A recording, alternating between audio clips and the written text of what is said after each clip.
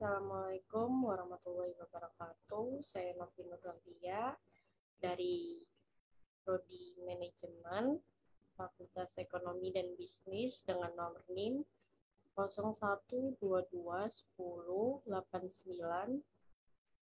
Di sini saya akan menerangkan tentang tugas etika bisnis, persaingan usaha dan larangan praktek monopoli. Pengertian monopoli. Istilah monopoli sering kita dengar dan ketahui melalui berbagai media pada saat membahas tentang hal-hal yang berkenan dengan perekonomian. Untuk menyelenggarakan ingatan kita semua telah disebutkan pengertian monopoli dalam pasal 1 angka 1 Undang-Undang Nomor 5 Tahun 1999 tentang larangan praktek monopoli dan persaingan usaha tidak sehat adalah penguasaan atas produksi dan pemasaran barang atau atas penggunaan jasa tertentu oleh suatu pelaku usaha atau suatu kelompok usaha. Pengertian monopoli sebagaimana tersebut di atas masih merupakan pengertian menurut istilah atau bahasa pengertian menurut istilah. Bahasa tersebut apabila dijalankan, maka disebut dengan praktek monopoli.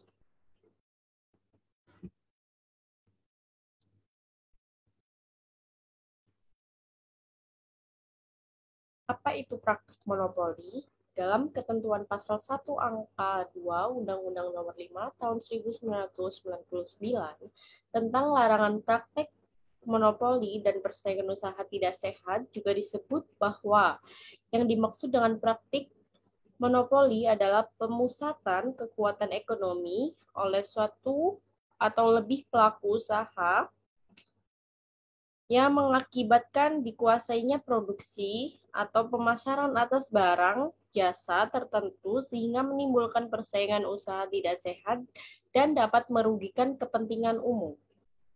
Apa itu pemusatan kekuatan ekonomi?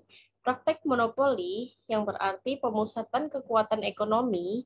Maksud istilah pemusatan kekuatan ekonomi adalah penguasa yang nyata atau suatu pasar bersangkutan oleh satu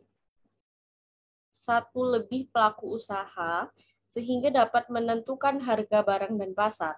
Demikianlah disebut dalam pasal 1 angka 3 Undang-Undang Nomor 5 Tahun 1999 tentang larangan praktek monopoli dan persaingan usaha tidak sehat.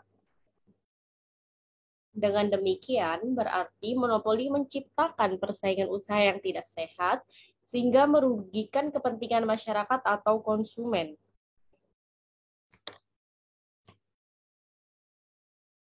Pengertian persaingan usaha. Dalam hal berusaha, tentunya kita melakukan dengan banyak cara dengan maksud agar usaha menjadi lancar dan sukses. Persaingan usaha merupakan salah satu indikator agar pelaku usaha giat dan rajin menjalankan usaha dalam rangka mendapatkan keuntungan. Namun, begitu yang namanya persaingan usaha ada yang dilakukan secara sehat dan ada yang dilakukan dengan secara tidak sehat. Melalui tulisan ini diuraikan mengenai persaingan usaha tidak sehat karena kalau persaingan usaha yang sehat sudah pasti berpedoman pada ketentuan perusahaan berundang-undang sehingga tidak merugikan konsumen atau pelaku usaha lainnya.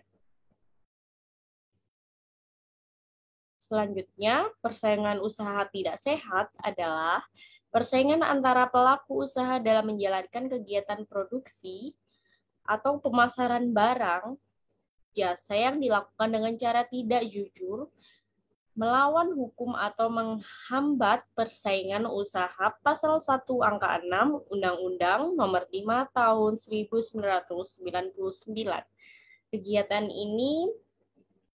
Kegiatan monopoli dan persaingan usaha tidak sehat ini tidak sesuai dengan asas yang diatur dalam pasal 2 Undang-Undang Nomor 5 Tahun 1999. tentang larangan praktek monopoli dan persaingan usaha tidak sehat, yaitu bahwa pelaku usaha di Indonesia dalam menjalankan kegiatan usahanya bersasarkan demokrasi ekonomi dengan memperhatikan keseimbangan atau kepentingan pelaku usaha dan kepentingan umum berdasarkan asas demokrasi ekonomi sebagaimana tersebut di atas. Pemerintah telah merumuskan tujuan dilarangnya kegiatan monopoli dan persaingan usaha tidak sehat dalam Undang-Undang Nomor 5 Tahun 1999 tentang larangan praktek monopoli dan persaingan usaha tidak sehat. Perjanjian yang dilarang. Pasal 4 sampai pasal 16 Undang-undang tersebut menetapkan jenis-jenis perjanjian yang dapat mengakibatkan terjadinya praktek monopoli atau persaingan usaha tidak sehat, sehingga pengusaha dengan pengusaha lainnya atau pengusaha pesaing dilarangnya membuat perjanjian tersebut meliputi penguasaan produksi atau pemasaran barang dan jasa, operjanji oligopoli.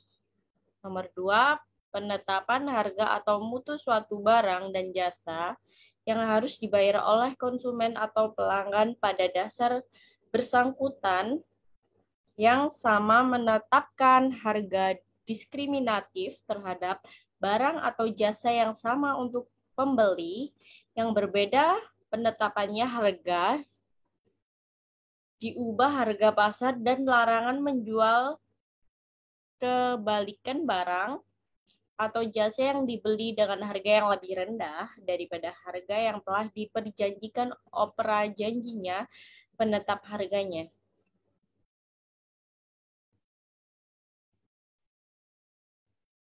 Selanjutnya, pembagian wilayah pemasaran atau lokasi pemasaran terhadap barang atau jasa, perjanjian pengembalian wilayah atau pembagian wilayah. Selanjutnya,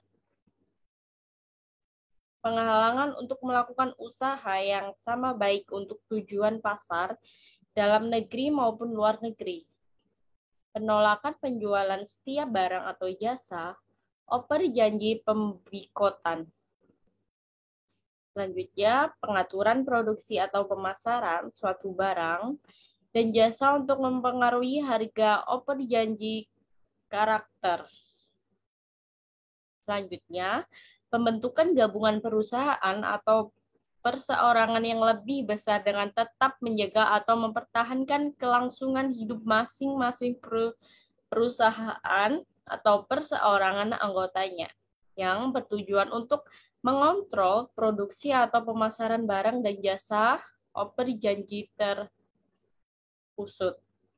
Selanjutnya, penguasaan pembelian atau penerima pasokan agar dapat mengendalikan harga atas barang atau jasa dalam persangkutan oper janji oligopoli. Penguasaan produksi sejumlah produk yang termasuk ke dalam rangkaian produksi barang atau jasa tertentu yang mana setiap rangkaiannya produksi merupakan hasil pengolahan atau proses lanjutan, baik di dalam suatu rangkaian maupun tidak langsung. Perjanjian integrasi dua vertikal. Persyaratan bahwa pihak yang menerima barang atau jasa hanya memasok atau tidak memasok kembali uang atau jasa tersebut kepada pihak tertentu dan pada tempat tertentu.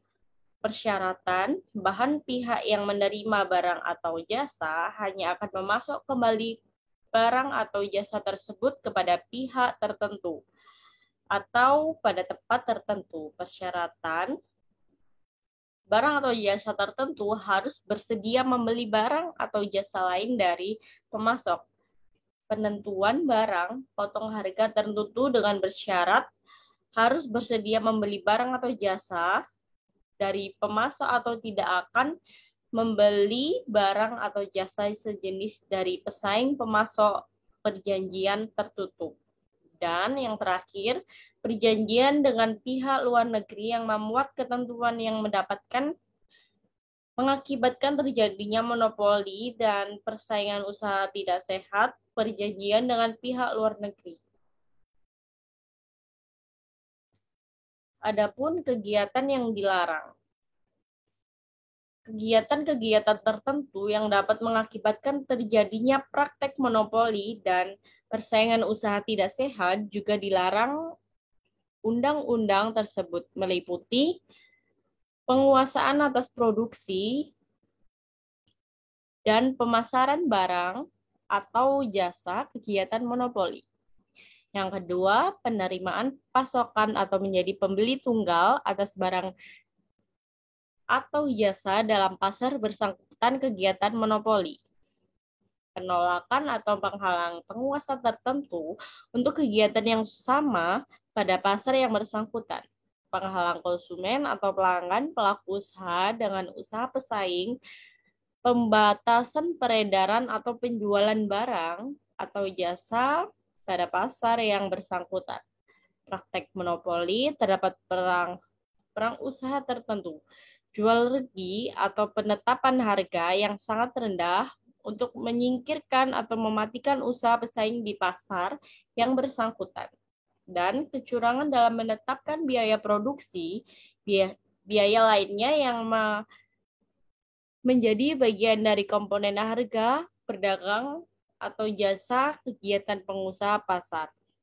Yang terakhir, persekongkolan dengan pihak lain untuk mengatur dan menentukan pemenang leader dan untuk mendapatkan informasi kegiatan usaha pesaing yang diklarifikasi sebagai rahasia perusahaan atau menghambat produksi dan pemasaran agar berdagang pelaku usaha pesaing dengan maksud agar berdagang atau jasa yang ditukarkan dipasok di pasarnya bersangkutan menjadi berkurang baik dari jumlah kualitas maupun ketetapan waktu yang dipersyaratkan kegiatan persekongkolan.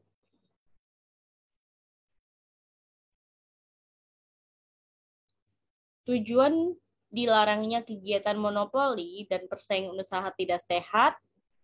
Yang pertama, menjaga kepentingan umum dan meningkatkan efisien ekonomi nasional sebagai salah satu upaya untuk meningkatkan kesejahteraan rakyat.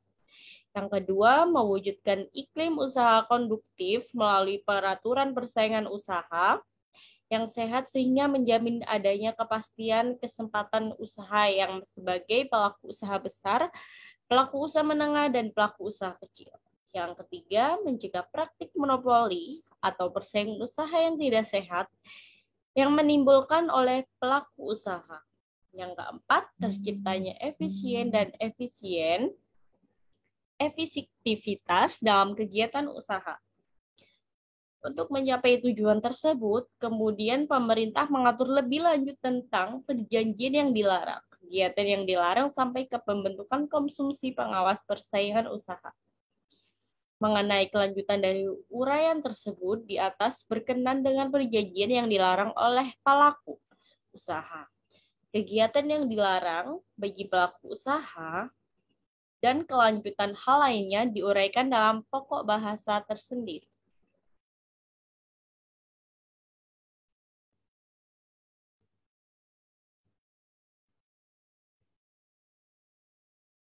Adapun penegak hukum, penegakan hukum dilakukan melalui saluran komisi, pengasas persaingan usaha, dan pengadilan negeri. Saksi yang disediakan berupa tindakan administratif seperti pembuatan, pembatalan perjanjian, penghentian tindakan, pembayaran ganti rugi, penegakan denda, pidana pokok denda, dan ukuran ataupun kekurangan, dan pidana tambahan, misalnya pencabutan inti usaha dalam larangan kepada pelaku untuk menduduki jabatan direksi dan komisaris. Untuk keperluan penegak hukum tersebut, Komisi menerima laporan dari masyarakat, melakukan pemeriksaan, dan memberikan keputusan dalam sidang yang dinyatakan terbukanya untuk umum. Dari sekian banyak yang saya sampaikan, bisa saya simpulkan, persaingan dalam bisnis memang perlu diatur dalam undang-undang, terutama bila persaingan tersebut tidak sehat. Pokok-pokok pengaturan dalam Undang-Undang Nomor 5 Tahun 1995 dapat mencegah terjadinya persaingan tidak sehat dalam kegiatan bisnis. Sekian presentasi dari saya, penyampaian tentang monopoli dan persaingan usaha tidak sehat. Kurang lebihnya mohon maaf. Semoga bermanfaat bagi pendengar semuanya. Terima kasih. Wassalamualaikum warahmatullahi wabarakatuh.